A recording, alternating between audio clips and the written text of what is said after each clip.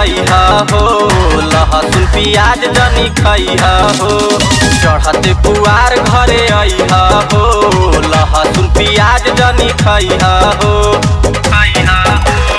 एक महीना के सैलरी बाटे खर्च करे के सातर में, हर के बकाला सासैया सोनावा रातर में।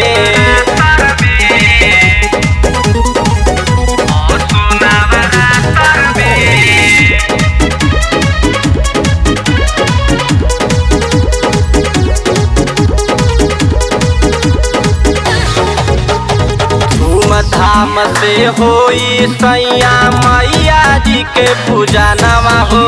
घर आगना लिपवाई बटुअरे बाजी बरहो बजनवा हो।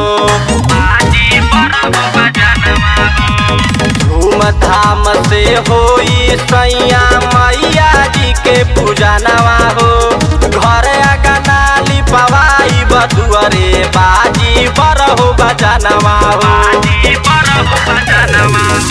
नात बटोरई है गुजारा होई भले मोटा पातर में, घर के बकाला सासैया सोनावा रातर में। घर के बकाला सासैया सोनावा रातर में।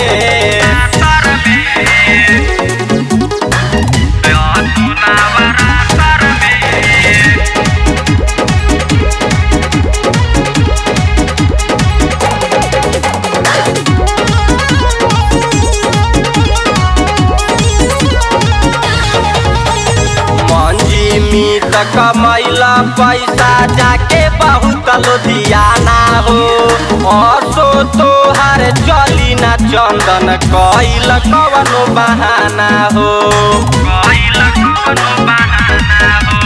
मंजी मीत कमैला पैसा जाके बहुत लुधियाना हो।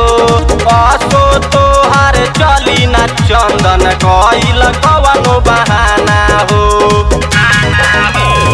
कन्या कुंवारी खियावे के खर्चा थल सहेज के लाकर में, घर के बकाला सासैया सोनावा रातर में। घर के बकाला सासैया सोनावा